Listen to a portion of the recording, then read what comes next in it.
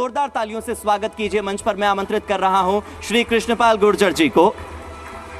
और भारी उद्योग मंत्रालय साथ ही विद्युत मंत्रालय में वो राज्य मंत्री हैं। मैं आग्रह करूंगा श्री कृष्णपाल गुर्जर जी से कि वो मंच पर आएं और साथ ही उनके स्वागत के लिए मैं हरियाणा के डेप्यूटी एडिटर श्री विनोद लांबा जी को मंच पर आमंत्रित करता हूं कि वे आएं और पुष्पगुच्छ देकर सम्मानित करें हमारे आज के अतिथि श्री कृष्णपाल गुर्जर जी को। सर, बहुत बहुत धन्यवाद हमारे साथ जुड़ने के लिए और इस मंच पर आने के लिए। तो श्री विनोद लांबा जी यहां पर सम्मानित कर रहे हैं हमारे आज के अतिथि कृष्णपाल गुर्जर जी को, राज्य मंत्री विद्युत मंत्रालय और भारी उद्योग मंत्रालय।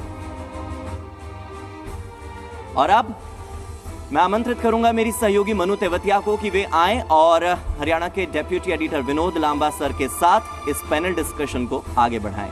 मंच पर आमंत्रित Manu Tewatia. Over to you Vinod sir. बहुत शुक्रिया हार्दिक, आप सभी का एक बार फिर से स्वागत है और जोरदार तालियों के साथ स्वागत कीजिए केंद्रीय राज्य मंत्री जो जिम्मेदारी संभाल रहे हैं और बखूबी जिम्मेदारी संभाल रहे हैं हैवी इंडस्ट्रीज और ऊर्जा मंत्रालय की। कृष्णपाल जी, स्वागत है आपका आपके ही शहर में। इस शहर ने आपको देखा है, एक पार्षद से आपकी शुरुआत हुई थी, फिर आप मंत्री बने हरियाणा सरकार में, लेकिन पिछले 2 टर्म से बात की जाए तो लगातार बड़ी जीत के साथ आप सांसद भी हैं। और ये मैं जनता को भी बता दूं जो यहाँ मौजूद है, बहुत रेयर मिनिस्टर्स में से हैं। मनु, आप भी ध्यान दीजिएगा इस बात का, जो लगातार 2 मोदी कैबिनेट में केंद्रीय राज्य मंत्री के तौर पर शामिल हैं। ये आंकड़ा मुझे सही कर दीजिए मंत्री जी, अगर मैं सही हूं तो मेरे ख्याल से 7 से 8 ऐसे चेहरे होंगे जो लगातार रिपीट हैं। माइक उस तरफ आप सर, माइक ले लीजिए। देखिए लांबा जी, मुझे पूरी जानकारी नहीं है, लेकिन ये प्रधानमंत्री जी का अपना विशेष अधिकार है कि किसको अपनी कैबिनेट में रखेंगे, किससे क्या काम लेना है। लेकिन मैं अपने आप को सौभाग्यशाली समझता हूं कि मैं आदरणीय मोदी जैसे प्रधानमंत्री के मार्गदर्शन में देश और लोगों की सेवा कर रहा हूं। तो मुझसे जैसा सौभाग्यशाली व्यक्ति मैं अपने आप को समझता नहीं कि जो ग्लोबल लीडर है उसके नेतृत्व में लगातार मंत्री के रूप में काम करना, उनके मार्गदर्शन में। इसी में ऐड करूंगा मंत्री जी, पिछले 7-8 साल की बात की जाए, भारत को आप कहां देखते हैं, प्रधानमंत्री मोदी की छवि को कहां देखते हैं, आपका जो पूरा कैबिनेट है, जो पूरा मंत्रालय है, जो मोदी कैबिनेट है, उसको कहां देखते हैं, क्या पाया है भारत ने और मोदी जी कहां पहुंचे हैं इन 8 सालों में? देखिए लांबा जी, ये मैंने आप किसी भी साधारण व्यक्ति से पूछ लीजिए कि पहले दुनिया के देशों में भारत की शोहरत कैसी थी और आज भारत की शोहरत मोदी जी के नेतृत्व में पूरी दुनिया में क्या है। जो विदेशों में लोग बसते हैं उनसे पूछ लीजिए कि पहले विदेशों में उनके बारे में लोगों का नजरिया क्या था और आज उन भारतीयों के बारे में विदेशों में और उनके लोगों का नजरिया क्या है। और इससे ज्यादा कौन कह सकता है कि पाकिस्तान का पूर्व प्रधानमंत्री और वहां के लोग भी मोदी जी की विदेश नीति के कायल हैं। जब हम टीवी पर पाकिस्तानियों को और उनके पूर्व प्रधानमंत्री को मोदी जी की तारीफ करते देखते हैं तो उससे ही अंदाजा लगा लीजिए कि भारत की शोहरत मोदी जी के नेतृत्व में पूरी दुनिया में कैसे बढ़ी है। बिल्कुल, आप कह रहे हैं कि देश बदल रहा है, लेकिन क्योंकि हम फरीदाबाद में बैठे हुए हैं 2014 से लेकर और अब तक 2022 तक फरीदाबाद में क्या क्या बदला है? देखिए, ये मुझसे ज्यादा फरीदाबाद के लोगों से पूछेंगे तो ज्यादा बेहतर होगा। फरीदाबाद की जनता से महसूस करते हैं, लेकिन मंत्री जी अभी 2022 भी दूर नहीं है, इसलिए मौका आपके पास भी है, आप भी अपना बात बताएं। लांबा जी, मैं तो बता देता हूं, लेकिन मुझसे ज्यादा अगर इस लोकसभा क्षेत्र के लोगों से पूछेंगे तो ज्यादा बेहतर होगा। लेकिन मैं बता देता हूं, मैं किसी की आलोचना करने के लिए नहीं बोल रहा। मैं चुनाव नहीं जीतता, मैं लोगों के दिलों को जीतता हूं और वो अपने कामों से। 2014 से पहले फरीदाबाद की सड़कों की हालत देख लो, फरीदाबाद के हाईवेज की हालत देख लो, फरीदाबाद के पार्कों की हालत देख लो, फरीदाबाद की स्ट्रीट लाइट की हालत देख लो। आज इन 8 वर्षों में एक हाईवे नहीं जो रात के अंधेरे में जगमगाता है, जो सिग्नल फ्री हो गया, रेड लाइट फ्री हो गया है, यहाँ से लेके ऑर्डर तक। एक दूसरा हाईवे दिल्ली बड़ौदा बॉम्बे हाईवे आपके सामने बन रहा है, साल भर में कंप्लीट होगा। एक तीसरा हाईवे फरीदाबाद से जेवर एयरपोर्ट को जोड़ने के लिए, उसका काम शुरू हो गया है। वो केएमपी से भी जोड़ेगा, ताज एक्सप्रेसवे से भी जोड़ेगा, आधा घंटे में फरीदाबाद से ताज। एक चौथा कनेक्टिविटी और हम, जिसका डीपीआर, जिसका सर्वे शुरू हो गया है, फरीदाबाद से नोएडा और गाजियाबाद एफएनजी, अब चौथी कनेक्टिविटी करने जा रहे हैं। ये मैं एक उदाहरण देगा, यूनिवर्सिटी देखिए, हर विधानसभा क्षेत्र में महिलाओं के लिए कॉलेज देखिए, फरीदाबाद को डिविजनल कमिश्नरी बनवाने का काम किया, फरीदाबाद में आप देखिए नए सब डिवीजन बनाए, कॉलेज बनाए, स्कूल बनाए। यहाँ की जो जर्जर बिल्डिंगें थी उनकी हालत देख लो, स्कूलों की कैसे सुधारी गई है, गांव की हो शहर की देखिए। बल्लभगढ़ में नया शौचालय, फरीदाबाद जाने के लिए, ग्रेटर फरीदाबाद जाने के लिए एक नहीं दर्जनों 4 लेन पुल बनवाए। अब मझावली का पुल है, मैं बताना चाहता हूँ, डिले हुआ है कोरोना के कारण, लेकिन मार्च अप्रैल में एक कनेक्टिविटी और ग्रेटर फरीदाबाद के लिए हो जाएगी। पलवल को देखिए पूरा एलिवेटेड कर दिए, पलवल के ऊपर आरओबी देखिए, नहरों के ऊपर पुल देखिए, ये मैंने। और शहर की अंदर की एलईडी लाइटों से चमकती और दमकती गलियां देखिए। मतलब ये अंतर इसी से जुड़ा हुआ मंत्री जी, इसी से जुड़ा हुआ मनु एक सवाल महत्वपूर्ण ये भी हो जाता है, विकास का आपने योजनाओं का जिक्र किया, लेकिन फरीदाबाद की जनता एक चीज से बहुत नाराज है आपकी सरकार से, और मैं खुलकर बात करूंगा, आप भी खुलकर जवाब देते हैं। प्लानिंग अच्छी नहीं है, सारे रोड एक साथ खुद जाते हैं। सेक्टर 12 वाला बात कर लीजिए, मेन रोड है, इसके अलावा वाईएमसीए वाला और नहर पार, जिसका आपने मुंबई वडोदरा हाईवे की बात की, दिल्ली मुंबई वडोदरा, उसके चलते चाहे पोल्यूशन की बात हो या आम जो जनजीवन होता है मनु, वो जो प्रभावित होता है, विकास की जो कीमत होती है वो आम जनता, और पोल्यूशन का जो मामला है ये एक सिस्टमेटिक मैनर में नहीं है। विकास है, आपने कहा कुछ योजनाओं को, मैं योजनाओं को दरकिनार नहीं कर रहा, लेकिन ज्यादा प्रभावी तरीके से आपके ऑफिशियल्स नहीं कर पाए। पूरा शहर एक बार ऐसा लगा कि जाम हो गया, कहीं से खड्डे ही खड्डे हैं, जा ही नहीं सकते थे। देखिए लांबा जी, जब भी किसी शहर का रीडेवलपमेंट होता है वहीं समस्याएं आती हैं। हम फरीदाबाद पूरे शहर का, या पलवल हो या होडल हो, रीडेवलप कर रहे हैं उसको।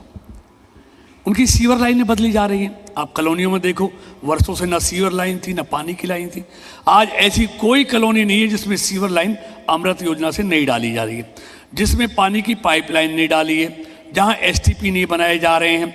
अब जब ये सारी चीज़ें वहाँ डालेंगे तो गलियों की खुदाई भी होगी, वहाँ सड़कें भी टूटेंगी, लेकिन दोबारा से बनेंगी। और अभी हम फरीदाबाद के लिए एक और नई योजना, फरीदाबाद बहुत पुराना शहर हो गया है, यहाँ की सीवरेज छोटी हो गई, आबादी बढ़ गई है, यहाँ की जो डिस्पोजल है वो ठीक से काम नहीं कर रही है, स्ट्रॉन्ग वाटर नहीं है, सीवर लाइन ठीक नहीं है। अब डीपीआर बन रही है, हम 10,000 करोड़ की डीपीआर तैयार कर रहे हैं फरीदाबाद की पूरी जो सीवरेज व्यवस्था है उसको दुरुस्त करने के लिए, ड्रेनेज व्यवस्था को दुरुस्त करने के लिए हम 10,000 करोड़ की योजना लेके आ रहे हैं। डीपीआर बन रही है, और जब किसी शहर को डेवलप करना होता है तो समस्याएं आती हैं, लेकिन उसके बाद उसका आनंद भी हम लेते हैं।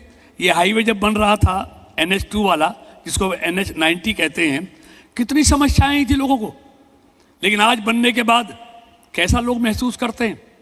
और इसको छोड़ दीजिए आप, अगर हम अपने मकान को भी पुराना हो जाता है उसको हम रेनोवेट करते हैं और वहाँ रहते हुए रेनोवेट करते हैं, कभी इस कमरे में, कभी इस कमरे में, कभी इस कमरे में, कितनी समस्या आती हैं। लेकिन जब मकान रेनोवेट हो जाता है तो उस मकान का आनंद भी तो हम ही लेते हैं ना। बिल्कुल सर, तो लेकिन इसलिए फरीदाबाद को रेनोवेट कर रहे चलते हैं, हम एक टाइमलाइन भी सेट करके चलते हैं कि हम इस निर्धारित समय तक इस चीज को, इस काम को पूरा कर लेंगे। जिन योजनाओं को आप गिना रहे हैं वो कब तक पूरी हो जाएंगी, कोई डेडलाइन सेट की गई है? देखिए हर कार्य के लिए समय सीमा तय है टेंडर में, लेकिन कोरोना जैसी महामारी के कारण बहुत प्रोजेक्ट डिले हुए हैं, और ये हिंदुस्तान में नहीं पूरी दुनिया में के सामने ये समस्या आई है। लेकिन फिर भी हमारे प्रधानमंत्री और मुख्यमंत्री जी के नेतृत्व में एक टारगेट तय किया जाता है, और प्रगति नाम का एक उन्होंने पोर्टल बनाया हुआ है, जिसकी निगरानी प्रधानमंत्री जी हर पखवाड़े करते हैं मैन प्रोजेक्ट की, कहाँ किस में अड़चन है। और ये प्रधानमंत्री जी को मैं बधाई देना चाहूँगा कि वो जो भी टाइम लाइन तय करते हैं, उन्होंने केएमपी केडीपी के लिए 500 दिन की लाइन तय की, 500 दिन से पहले बना दिया। उन्होंने देश के 18,000 गाँवों में 1,000 दिन में बिजली पहुंचाने का टारगेट तय किया, लाल किले से 15 अगस्त को, और 13 दिन पहले 987 दिनों में उन्होंने 18,000 गाँवों में बिजली पहुंचा दी। तो ये प्रधानमंत्री मोदी जी की सरकार है, जो समय सीमा तय करती है उस पे उस प्रोजेक्ट को पूरा करने का हर संभव प्रयत्न होता है।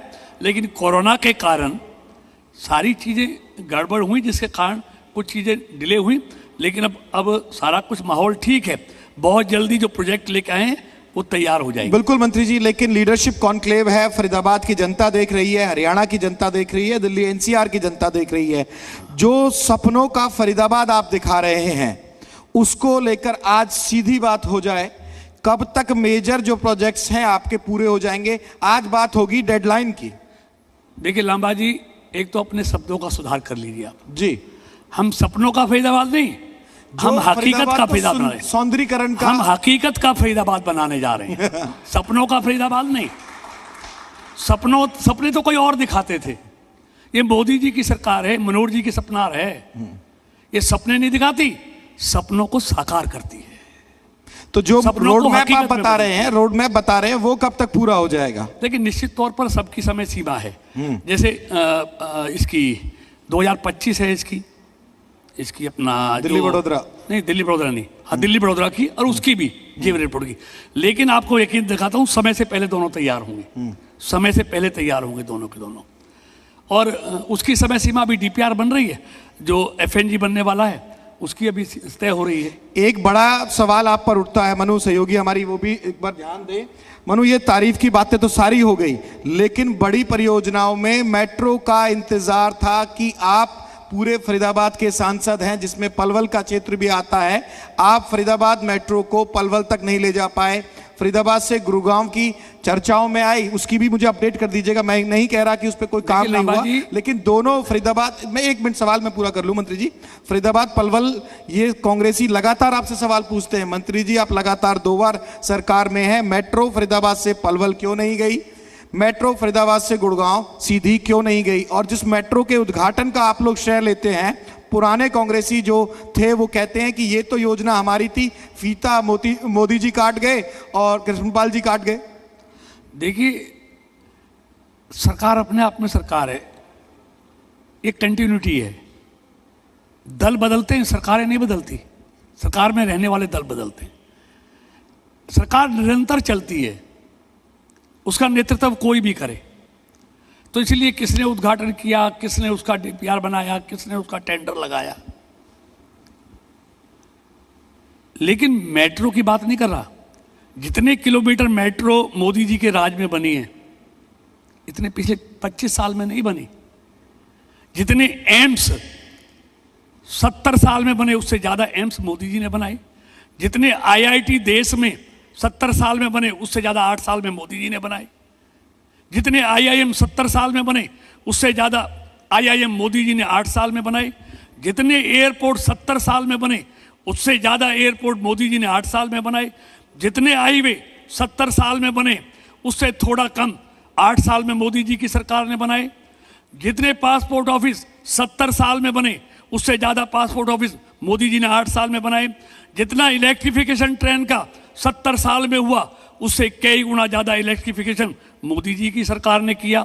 जितने रेलवे स्टेशनों का सौंदर्यीकरण इन 8 साल में हुआ, जितने खान पान की रेलवे की ट्रेन की स्पीड मोदी जी ने बढ़ाई, कभी किसी ने ध्यान नहीं दिया। यही तो पूछ लेता है विपक्ष की, मोदी जी से पहले ना तो देश था, ना देश आजाद हुआ था, जो कुछ हुआ मोदी जी के राज में हुआ। कांग्रेस को आप क्रेडिट ही नहीं देते, यही तो घेर लेते हैं आप लोगों को। देखिए, मैं ये नहीं कह रहा कुछ नहीं हुआ लामा जी, लेकिन काम करने की स्पीड, मैं ये कह रहा हूं जो 70 साल में कर पाए, वो मोदी जी ने 8 साल में करके दिखाया है।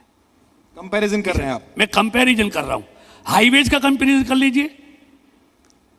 कांग्रेस के राज में, यूपीए के राज में 8 किलोमीटर प्रतिदिन हाईवे बनते थे, आज 37 किलोमीटर हाईवे पर डे बनते हैं। मेट्रो किसके राज में आई? फरीदाबाद में। देखिए, मेट्रो का डीपीआर गुड़गांव वाला बन रहा है, ये अभी जो चल रही है ये किसके राज में आई मंत्री जी? देखिए मुझे कुछ नहीं है, ये कांग्रेस के राज में आई। मुझे कहने में जो काम उन्होंने किया उसे मुझे कहने में क्या हर्ज है। लेकिन एक बात लंबाई देखिए, कोई एहसान नहीं है। फरीदाबाद के नहर पार का ईडीसी का पैसा था जो मेट्रो में लगा दिया, जो फरीदाबाद के डेवलपमेंट पर खर्च होना चाहिए था, नहर पार के डेवलपमेंट पर खर्च होना चाहिए था। लेकिन मनोहर जी की सरकार ने कानून बना दिया। पहले हमारा ईडीसी का पैसा पूरे हरियाणा में बढ़ता था, फरीदाबाद का पैसा हमारा बढ़ता था पूरे हरियाणा में। यहाँ से ईडीसी का पैसा जो सीवरेज पर, एसटीपी पर, पानी पर, सड़कों पर खर्च होना चाहिए था वो मेट्रो में दे दिया। क्या एहसान किया हमारे ऊपर हरियाणा सरकार ने? लेकिन मनोहर जी की सरकार ने ये कानून बना दिया विधानसभा में। अब फरीदाबाद की ईडीसी का पैसा फरीदाबाद में ही खर्च होगा, किसी दूसरे जिले में नहीं जाएगा। ये कानून भी हमने बनाया फरीदाबाद के लिए, एफएमडी हमने बनाया फरीदाबाद के लिए। तो इसलिए हमारे पैसे से, हमारे ईडीसी जो डेवलपमेंट का पैसा है उससे मेट्रो ले आओ, क्या फायदा हुआ उसका? जी, एक्सटेंशन का कोई प्रोजेक्ट है आगे पलवल की तरफ लेके जाएंगे, गुड़गांव की तरफ? जैसे जैसे कोई प्रोजेक्ट वाइबल होता है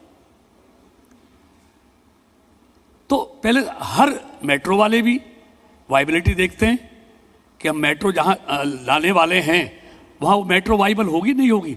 तो डीपीआर बन रही है और हमारी कोशिश है, ये फरीदाबाद गुड़गांव वाली, फरीदाबाद गुड़गांव वाली जी। और जल्दी उसकी रिपोर्ट आने वाली है। उसकी वाइबिलिटी पर थोड़ा अभी कुछ बातें हैं, उन पे बातचीत चल रही है और मुझे उम्मीद है निश्चित तौर पर फरीदाबाद गुड़गांव के बीच मेट्रो हम लेकर आएंगे। बिल्कुल, आप विकास कार्यों की बात कर रहे हैं, लेकिन एक सबसे बड़ा मुद्दा प्रदूषण भी है। तो प्रदूषण के मापदंड पे आप फरीदाबाद को देखते हैं क्या वाकई कमी आई है? क्योंकि देश के जितने भी सबसे प्रदूषित शहर हैं उसमें हमेशा फरीदाबाद का नाम रहता है, और इसको कंट्रोल करने में क्या कोऑर्डिनेशन की कमी है? क्योंकि दिल्ली से कहा जाता है कि ये सिर्फ दिल्ली में ही नहीं है, ये तो आसपास के राज्यों में कहीं इनडायरेक्टली नाम भी लिया जाता है हरियाणा का। देखिए, मैं जो काम कभी नहीं हुआ उस पर मोदी जी का पूरा फोकस है।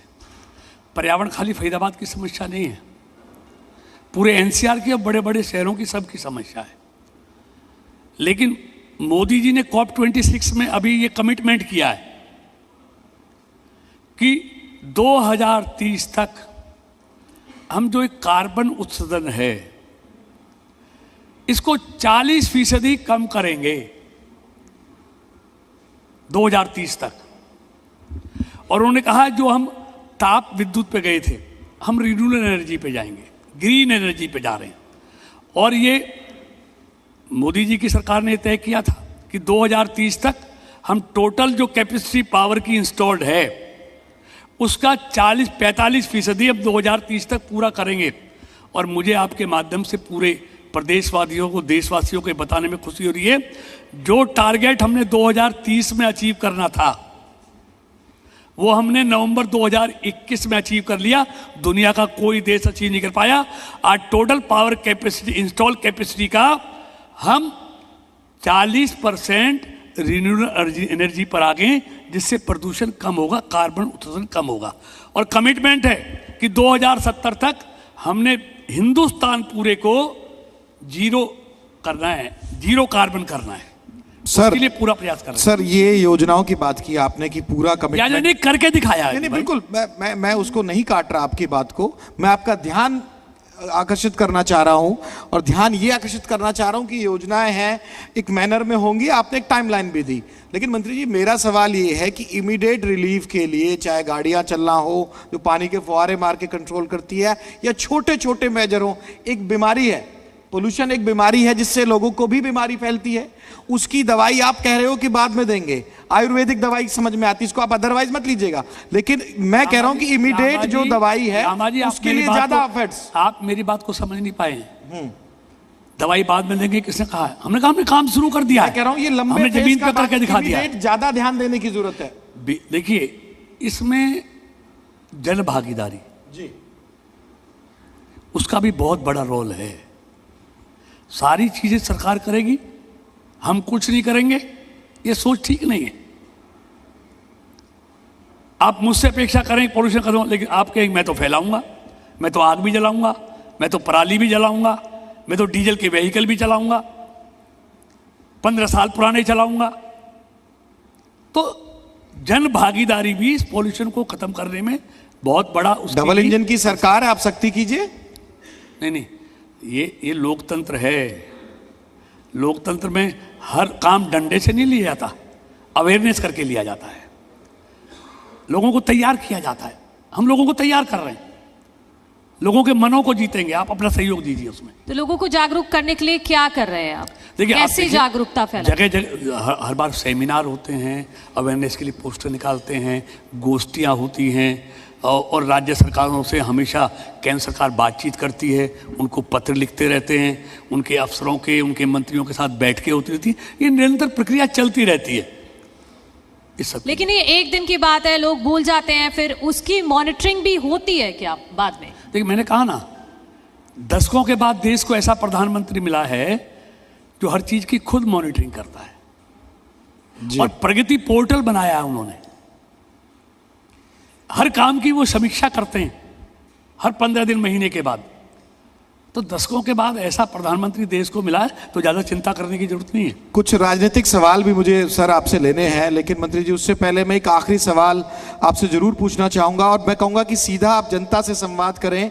जो फरीदाबाद की जनता आपको देख रही है, जो हरियाणा की जनता देख रही है, मुझे 5 ऐसे प्रोजेक्ट बता दीजिए जो मीडिया की नज़रों से भी छुपे हों और फरीदाबाद को इमीडिएट फायदा हो।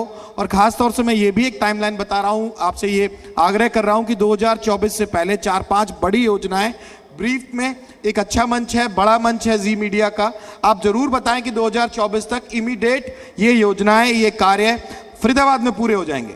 देखिए, ये हाईवे कंप्लीट हो गया आपका जी। दूसरा दिल्ली बड़ौदा वाला जो फरीदाबाद का पोर्शन है वो पहले लोकसभा से पहले तैयार हो जाएगा। कितने थी?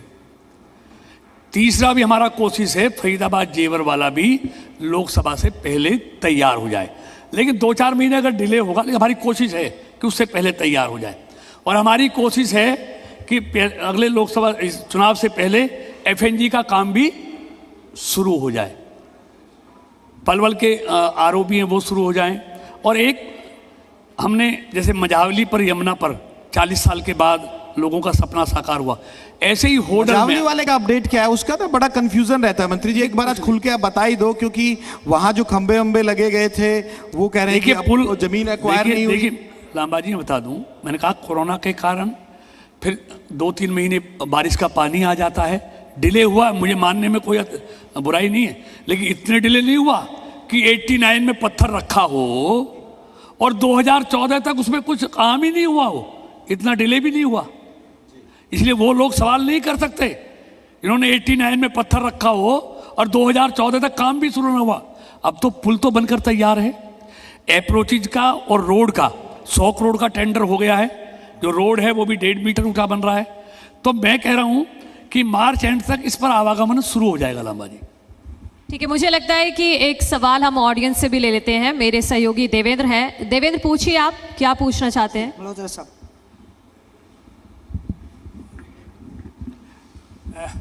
मंत्री जी नमस्कार। मंत्री जी, एक फरीदाबाद की समस्या है जिसका हल आपके पास है, वो है जो औद्योगिक इकाइयाँ हैं जिनको हम नॉन परफॉर्मिंग कहते हैं, नॉन कन्फर्मिंग कहते हैं, उनकी रेगुलाइजेशन के लिए गवर्नमेंट की पॉलिसी है, आपको भी पता है जी। फरीदाबाद में इतनी सो कॉल्ड नॉन कन्फर्मिंग कंपनियाँ एरियाज आ गए हैं जिसका समाधान आपके हाथ में है। मैं चाहता हूं कि आप कुछ उसके ऊपर रोशनी डालें कि बताइए कब तक हो जाएगा। देखिए, वो इंडस्ट्री वहाँ सेट है, आपकी पॉलिसी है कि जहाँ 70-75% से ऊपर इंडस्ट्री हो वो रेगुलराइज होगा इंडस्ट्रियल एरिया, गवर्नमेंट को रेवेन्यू आता है, हम एम्प्लॉयमेंट देते हैं, लोगों को रोज़गार देते हैं, सेल्स बढ़ती है, प्रोडक्ट नहीं निकलते हैं, फरीदाबाद का नाम रोशन होता है। तो मैं चाहता हूँ कि उसके ऊपर भी आप थोड़ा सा काम करें तो अच्छा होगा जी, और आप थोड़ा प्रकाश डालेंगे तो ऑडियंस को पता लगेगा जी। धन्यवाद। देखिए मल्होत्रा जी, आपका सवाल बड़ा वाजिब है और मुझे ये मानने में कभी कोई नहीं कि जो उद्योग हैं वो देश की अर्थव्यवस्था की रीढ़ है। देश के विकास में उद्योगों का बहुत बड़ा महत्व है। जो नॉन कन्फर्मिंग जोन है, ये लोगों ने काट दिए, बना लिए, लेकिन उनको कन्फर्म करने के लिए कुछ नॉर्म्स हैं कि वहाँ फायर ब्रिगेड की गाड़ी जा सकती है, नहीं जा सकती है, वहाँ रोड इतना चौड़ा है या नहीं जितना चाहिए, वहाँ एसटीपी के लिए कोई स्थान है या नहीं है, वहाँ पानी की लाइनें बिछाने के लिए, तो ये सारी चीज़ें हैं। आपने बार बार मुख्यमंत्री जी को कहा, मुख्यमंत्री जी इस पर विचार कर रहे हैं कि जहाँ जहाँ नॉर्म्स पूरे हों, जहाँ फायर ब्रिगेड की गाड़ी जा सके, तो उसमें अगर कोई रिलैक्सेशन भी थोड़ा मोड़ा करना पड़ा तो उस पर भी सरकार विचार कर रही है। और ये बहुत पुरानी समस्या है, बहुत पुरानी समस्या है, हर सरकार के सामने मांग रखते हैं ये, लेकिन इस पर बातचीत चल रही है। मुझे लगता है कोई ना कोई समस्या का समाधान निकालेंगे इसका। सर ये सवाल पता है सर क्यों इतने ज्यादा आ रहे थे? मैं जनता को भी इन्वॉल्व कर रहा हूँ, सुनिए आप लोग सवाल किस वजह से ज्यादा थे। मेरा लॉजिक क्या, आप जानते हैं मैं फरीदाबाद से ताल्लुक रखता हूँ तो थोड़ा बहुत मुझे यहाँ के बारे में पता है, शाम को घर यहाँ आना होता है।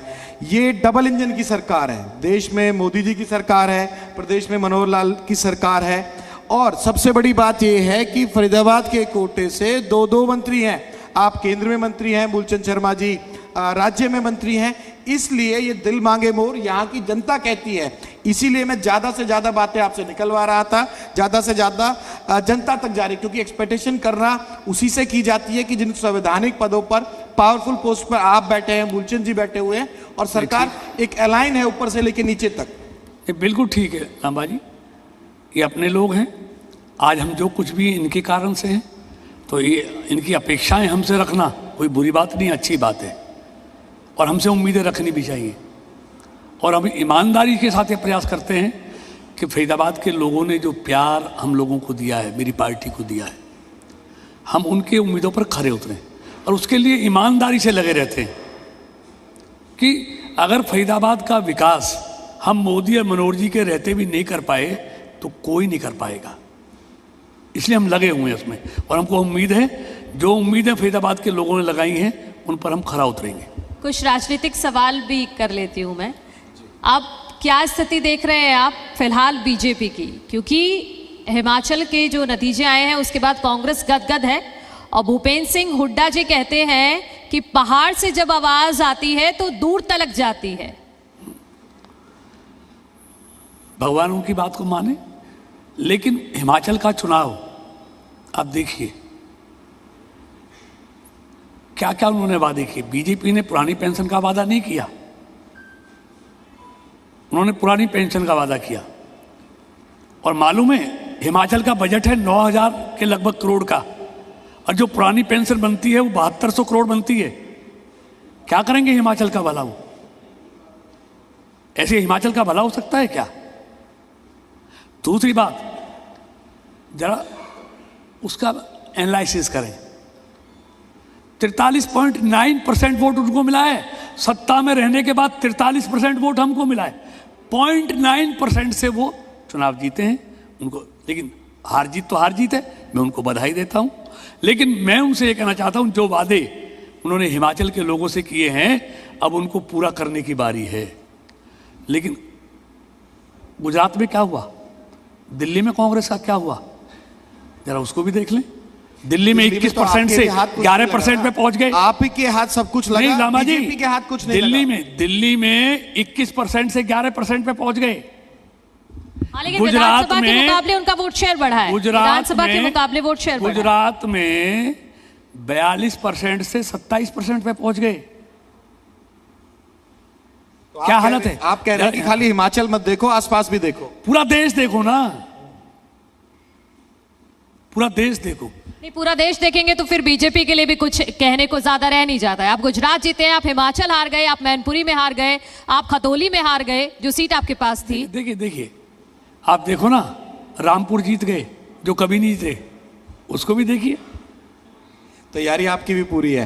चलो मैं इस तरह से आता हूँ, आप वरिष्ठ नेता हैं, सीजनल पॉलिटिशियन हैं, और तमाम जगह प्रचार प्रसार में जाते हैं। साउथ में आपके दौरे थे, गुजरात में भी प्रचार प्रसार में गए थे। मंत्री जी दोबारा बताइए, हिमाचल की जो जीत और हार थी, आपका आकलन क्या कहता है, किस वजह से हारे? और मनु हमारी सहयोगी का सवाल बड़ा वाजिब था, उसका असर कितना हरियाणा पर होगा? देखिए निश्चित तौर पर आप मानकर चलिए 2024 भी मोदी जी का है, और हरियाणा में 2024 भी मनोहर जी के नेतृत्व में हम तीसरी बार सरकार बनाएंगे।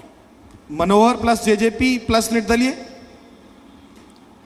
देखिए अभी तो हमारा गठबंधन है, अभी हरियाणा के चुनाव में 2 साल का समय शेष है। आप प्रदेश अध्यक्ष रहे हैं, कृष्णपाल जी आप बताइए, हमें जरूरत है, हमें मतलब आप लोगों को जरूरत है क्या जेजेपी के साथ गठबंधन की, या उनके बिना अकेला चलो की नीति ज्यादा कामयाब रहेगी? देखिए जरूरत है, जब भी सरकार चला रहे हैं। पिछली बार जरूरत नहीं थी, हमने सरकार चलाई थी। 24 में जरूरत पड़ेगी? देखिए अभी 2 साल बाकी है जी, उस समय की स्थितियां क्या होंगी उस समय विचार किया जाएगा हमें क्या करना है।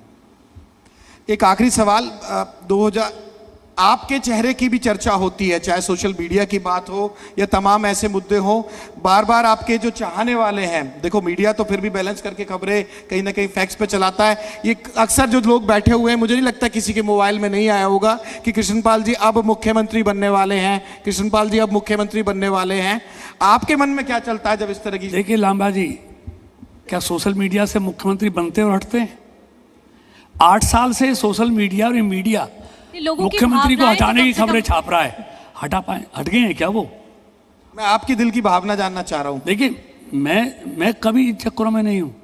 मनोहर जी के नेतृत्व में 36 बिरादरी उनके साथ है, एक अच्छी ट्रांसपेरेंट ईमानदार और काम करने वाली सरकार चल रही है। मैंने जैसे पहले आप भी कहा, सीनियर लीडर हैं बीजेपी के, आपको मौका मिले तो देखिए क्या बुराई है? पूरा मैं प्रदेश सीनियर नहीं चलाने हूँ, मैं पार्टी का साधारण सा छोटा सा कार्यकर्ता हूँ। अनुभवी तो है सर आप, देखिए अनुभव प्रदेश अध्यक्ष ठीक है। रहे हैं। लेकिन हमारे यहाँ देखिए, मैं कहा हमारे यहाँ पार्टी और मोदी जी भूमिका तय करते हैं, और मैं हमेशा कहता हूँ मेरी भूमिका मेरी पार्टी मेरा नेतृत्व तय करता है, और जो भी भूमिका मेरे को देते हैं मैं उस भूमिका को ईमानदारी से निभाता हूँ। पार्टी अगर आपको केंद्र से राज्य में लेकर आती है तो क्या फिर आप तैयार होंगे? देखिए ये सवाल मैं समझता हूँ ठीक नहीं है। मैंने अभी कहा मनोहर जी के नेतृत्व में एक अच्छी ईमानदार काम करने वाली 36 बिरादरी की सरकार चल रही है। अगला चुनाव भी उनके नेतृत्व में लड़ेंगे और जीतेंगे। चलिए बहुत शुक्रिया हमारे साथ जुड़ने के लिए। तो कृष्णपाल गुर्जर जी को आपने सुना, जिन्होंने अपनी